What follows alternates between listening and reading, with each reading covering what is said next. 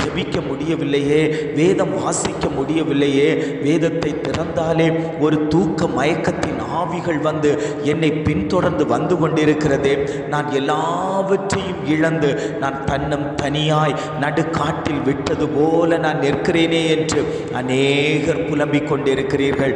அந்த புலம்பலை எல்லாம் தேவன் ஆனந்த களிப்பாய் மாற்றப் போகிறார். கண்ணீரை எல்லாம் துருத்தியில் வைத்திருக்கிற தேவன் உங்கள் கண்ணீருக்கு பதில் தரப்போகிறார்.